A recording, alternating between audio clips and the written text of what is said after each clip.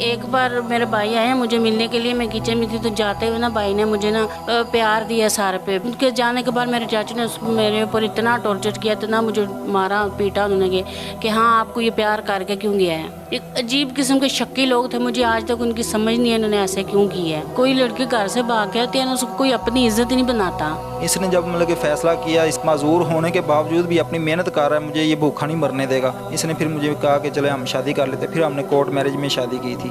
भैया प्यार बहुत ज़्यादा करते हैं मुझसे, शुक्र अल्हम्दुलिल्लाह के जैसा मैं लाइफ पार्टनर मैंने सोचा था कि मुझे ऐसा लाइफ पार्टनर चाहिए, प्यार करने वाला, केयर करने वाला, अल्हम्दुलिल्लाह वो सब कुछ इनमें है। कि पहले खूबसूरत थी ये शादी के बाद खूबसूरत है? सर शादी के बाद ये है कि मुझे एक सहारा मिल गया, अल्लाह ने मेरा सहारा बना दिया।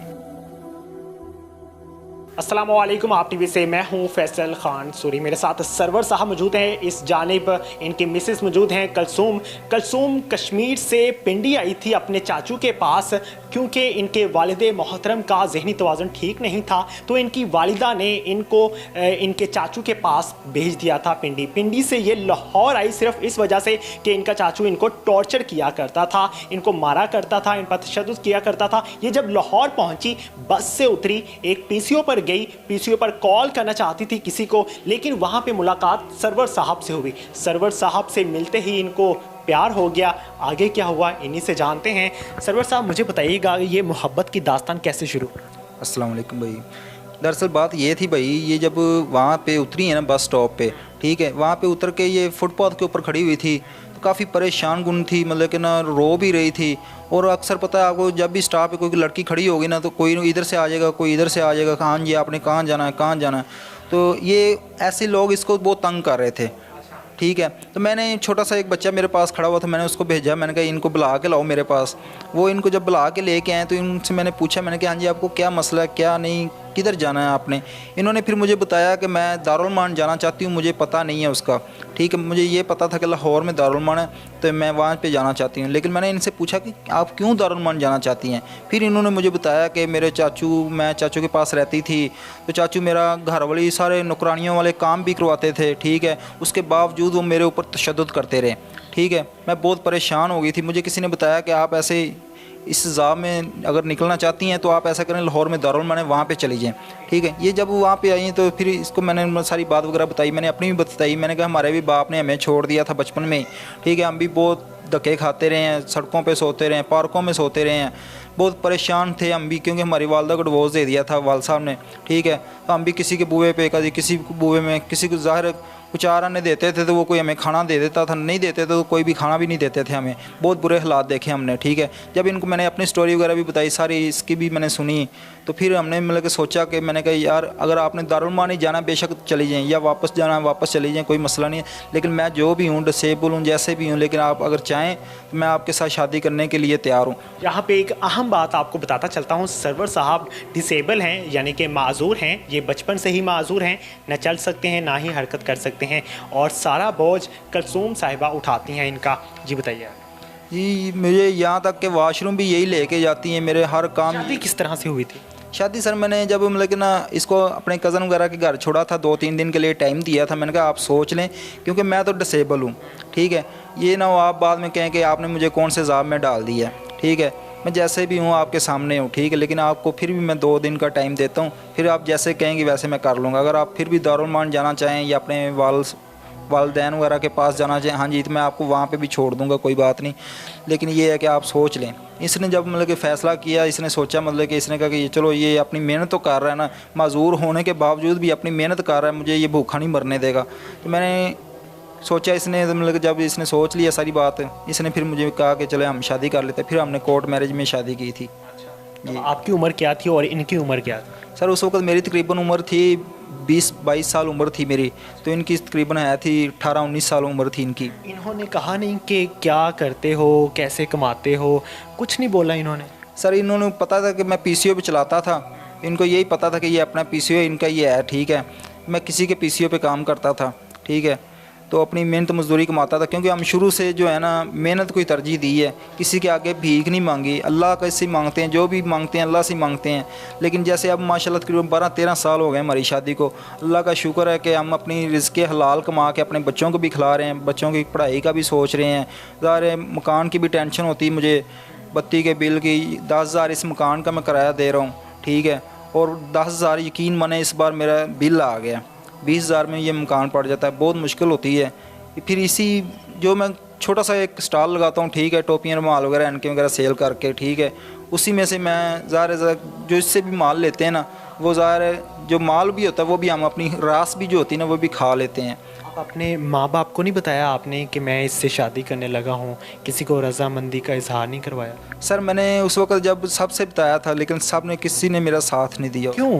क्योंकि वो कहते थे ये घर से भाग के आई हैं, ऐसे है, ये आपको भी पकड़ा देगी और हमें भी पकड़ा देगी। आपको डर नहीं लगा? सर मुझे बस इंसानियत जाग गई मेरे अंदर, मैंने कहा नहीं, मैंने करना है तो इसके साथ ही करना है, ठीक है। अगर आप इनको छोड़ देते तो शायद कोई गलत इस्तेमाल कर लेता है इनका। बिल्कुल सर, ऐसे होता है, अक्सर होता है कि कोई भी किसी को भी मिल जाएगी वो इस्तेमाल करके फेंक देते हैं, ठीक है। लेकिन मैंने इनके साथ ये वादा किया था कि अगर आपको बनाऊंगा तो अपनी इज़्ज़त बनाऊंगा, ठीक है, इज़्ज़त बना के फिर जो भी होगा इज़्ज़त बनाऊंगे पहले इंशाल्लाह। तो मैंने इनका साथ कभी भी छोड़ने का सोचा ही नहीं था, ना सोचना है इंशाल्लाह। कलसूम, जब आपने इनको देखा ये डिसेबल थे, माजूर थे, न चल सकते थे खुद से, तो कैसे सोचा कि मैं इनका सहारा बन जाऊं? भैया सोचना क्या, जब इन्होंने, मैं बात ये की थी कि मैं आपको अपनी इज़्ज़त बनाऊंगा, क्योंकि मुझे तो कुछ पता नहीं, मैं तो घर छोड़ के आई थी, सीधी बात है, मुझे नहीं पता तो कुछ आगे मेरे साथ क्या होना है या क्या होने वाला है। सिर्फ ये सोचा था कि जो होगा देखी जाएगी। फिर वहाँ रह कर भी ज़ा भी देखा है मैंने, टॉर्चर बहुत ज़्यादा करते थे। चाचू आपको टॉर्चर करते? हाँ जी, चाचू करते, साथ चाची भी थी, चाचू थे, दोनों ही थे यानी कि। तो टॉर्चर करते? भैया बस उनके क्या, बस जब किसी का दिमाग घूम जाए तो इंसान क्या कर सकता है। हर लालच था उनको आप? मुझे नहीं पता उनको कोई लालच था या क्या था, वो हालांकि खुद मुझे ले गए थे। मेरी अम्मी को ये कहा था कि मैं इसको ना अपनी बेटी बना के रखूँगा, इसका मुस्तकबिल संवारूँगा, ठीक है, इसकी शादी मैं खुद करवाऊँगा। लेकिन जब उधर गए, उधर चाची भी थी, काम भी वगैरह सारा करवाते थे, बच्चों को स्पारा पढ़ाती थी।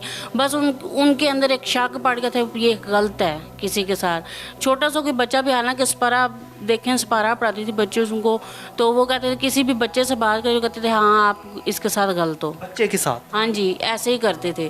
किसी लड़की से नहीं बात, किसी लड़की से बात करो। मैं उधर ना मेरी एक फ्रेंड रहती थी, हालांकि वो भी मेरे पास पारा पढ़ना ही आती थी, लेकिन उससे भी कोई बात करती नहीं। वो कहते हाँ आप लोगों का कोई जगह, आप इसके पास खड़ी क्यों, आप इससे बात क्यों कर रही हो, आप ऐसे क्यों।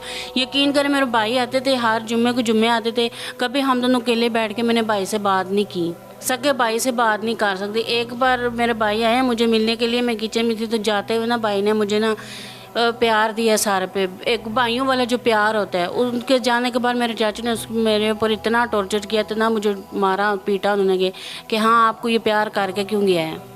एक अजीब किस्म के शक्की लोग थे, मुझे आज तक उनकी समझ नहीं है उन्होंने ऐसे क्यों किया है। चाचू की नज़र तो नहीं आप पे थी? भैया ये वो जाने या खुदा जाने, ठीक है, शायद इस वजह से वो करते थे, ये मुझे भी नहीं पता। होगी तो ज़ाहिर है, किसी को कुछ चक्कर होता है तो किसी को कुछ बुरा लगता है। जब आप लाहौर आई तो आपने इनसे मुलाकात की, ये डिसेबल थे, तो फिर शादी किस तरह से कर ली? भैया डिसेबल ही, अब देखें ना, कोई लड़की घर से भाग के आती है ना, उसको कोई अपनी इज्जत नहीं बनाता। सबसे मेन बात यह कि ये खुद कमाते थे, ठीक है, किसी के आगे भीख नहीं मांगते। आजकल आपने देखा होगा अच्छे अच्छे लोग सड़कों पे भीख मांग रहे हैं, मेहनत को काम ही तरजीह देता है। और दूसरी बात है कि कोई भी लड़की भाग से है ना, उसको कोई अपनी इज्जत नहीं बनाता, सब लोग यूज़ करके छोड़ देते। उन्होंने मुझे कहा था कि आपको जब जहाँ आप जाना चाहते हो, मैंने वहाँ से किसी से सुना था कि जी दारुल मान है, हाँ जी, क्योंकि मेरी एक रिश्तेदार थी, वो भी यहाँ पे लाहौर में ना दारुल मान रह के गई थी, तो मैं यही सोच के निकली थी कि अगर यहाँ से कदम निकाला ना सीधा दारुल मान में जाऊँगी। लेकिन जब मैंने आगे सुना कि दारुल मान में वैसे ही होता है, फिर इन्होंने मुझे शादी की ऑफ़र की। मैंने सोचा कि कोई अपनी भागी हुई लड़की को इज़्ज़त अपनी नहीं बनाता। कितने दिनों के बाद ऑफ़र करवाई थी? ये भैया ने मुझे 1-2 दिन का टाइम दिया था, तो 2 दिन के बाद या फिर मेरे पास है, तो मुझे शादी की ऑफ़र की थी कि अगर आप बुरा ना माने तो मैं आपसे शादी करना चाहता हूँ। डर नहीं लगा था मैं कोर्ट मैरिज करूँगी? भैया डर तो नहीं, देखे ना, डर मुझे नहीं लगा। पूछें क्यों? क्योंकि डर मुझे तब लगता अगर मैंने ये सोचा कि कोई और होता तो मुझे यूज़ करके छोड़ भी सकता था, तो वो तो फिर मुझे अपनी इज्जत बनाने चाहते थे। डर किस चीज़ का? फिर आपको ये संभालती हैं, कपड़े वगैरह ये चेंज करवाती होंगी, वॉशरूम ये लेकर जाती होंगी, कैसा महसूस होता है एक मर्द होके एक औरत उठाए आपको? बस सर दुख तो बहुत होता है कि अल्लाह पाक हमें भी तंदुरुस्त बनाता तो आज हमें ये दिन ना देखना पड़ता कि जब भी हम पानी भी पीना हो तो हम खुद जाके पानी नहीं पी सकते, कोई पिला देगा तो पी लेंगे, इधर बैठे हैं तो इधर बैठे रह जाएंगे, अगर लटा देगा तो लेटे रहेंगे, खुद से हम नीचे लेट के उठा भी नहीं जाता। इतनी मतलब कि ये देखें ना, ये बाजू ही है ना, बाजू मैं यहाँ से ऊपर नहीं ले जा सकता, इससे ऊपर जा ही नहीं सकता। ये हाथों में भी ताकत बिल्कुल नहीं है, कोई नीचे से 1 किलो की चीज़ नहीं उठा सकता।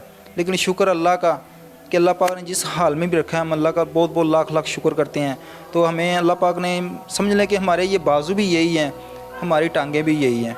हम तो इनके शुक्रगुज़ार हैं कि इन्होंने हमें जैसे ही जिस हाल में भी इन्होंने कबूल किया है। लेकिन अल्लाह का बहुत बहुत लाख शुक्र है कि मुझे अच्छी बीवी मिली है, मैं इनका बहुत ही शुक्रगुज़ार हूँ। और अल्लाह का भी बहुत शुक्रगुज़ार हूँ कि मुझे अल्लाह पाक ने ऐसी बीवी दी। आज आपकी बीवी ने कहा कि मुझसे नहीं होते इतने काम, कभी नखरे दिखाए, कभी लड़ाई वगैरह हुई?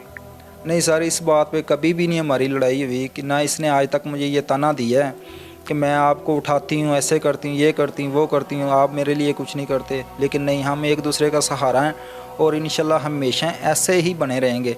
क्योंकि ये मेरे समझ लो कि अब माशाल्लाह 4 बच्चे हैं मेरे पास, 3 बेटियाँ हैं, 1 बेटा है। ठीक है, अल्लाह पाक वो भी नेक बनाए, बस आस्ता आस्ता जवान हो जाएंगे। अब मैं पढ़ाई की कोशिश कर रहा हूँ। इस तरह से अपने घर के अखराजात पूरे करते हैं आप? बस सर, कर्ज़ वगैरह लेके, मतलब कि जिससे माल वगैरह लेते हैं उससे माल लेते हैं तो उसके हम पैसे भी नहीं दे सकते। ठीक है, वो माल बेच के हम खा लेते हैं खुद। कभी मकान का किराया देना होता है, कभी बत्ती का बिल देना होता है, कभी स्कूल की फ़ीसें, किताबें वगैरह, ये वो, घर का राशन पानी लेना होता है। बहुत मुश्किल से गुजारा होता है। ज़िंदगी पहले खूबसूरत थी, ये शादी के बाद खूबसूरत हुई? सर शादी के बाद ये है कि मुझे एक सहारा मिल गया, अल्लाह ने मेरा सहारा बना दिया।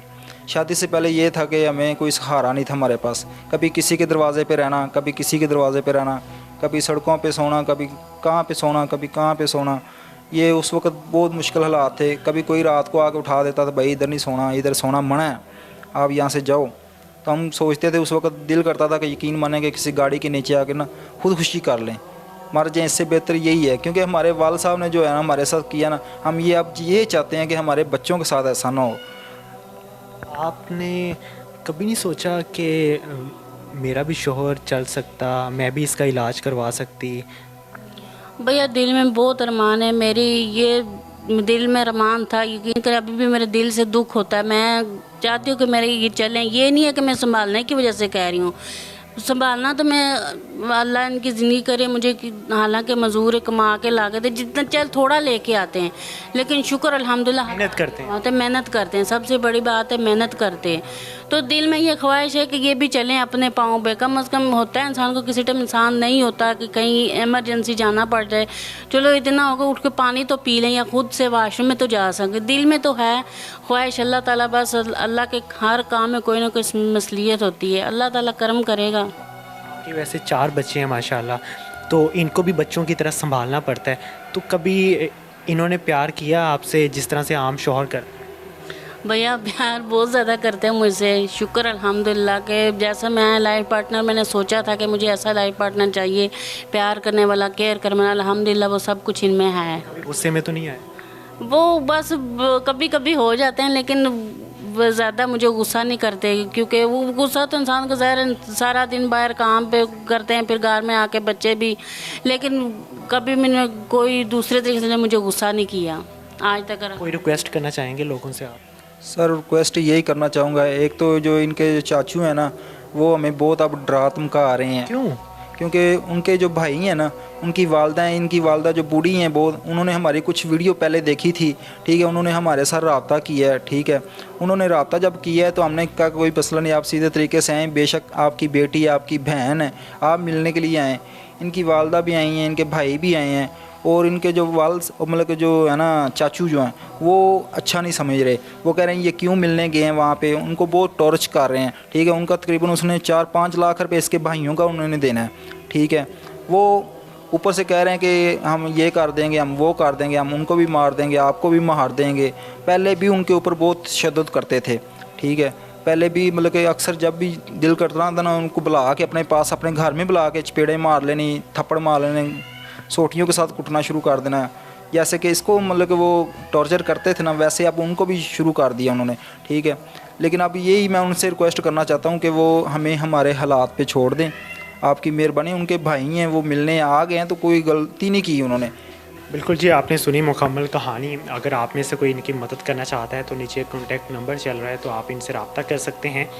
और जो लोग इनको टॉर्चर कर रहे हैं, इनको प्रेशराइज़ कर रहे हैं, उनसे अपील करता हूँ, उनसे दरख्वास्त करता हूँ कि पहले ही जिन मुश्किलात से ये गुज़र रहे हैं और जिस तरह की ज़िंदगी बसर कर रहे हैं, शायद इस तरह किसी शख्स को मजबूर नहीं करना चाहिए कि वो ज़िंदगी से ही हाथ धो बैठे। तो प्लीज़ इस तरह से ना करें, रहम करें और अल्लाह ताला आप पे रहम करेगा। इसी के साथ मुझे दीजिए इजाज़त। अल्लाह ने के बाद।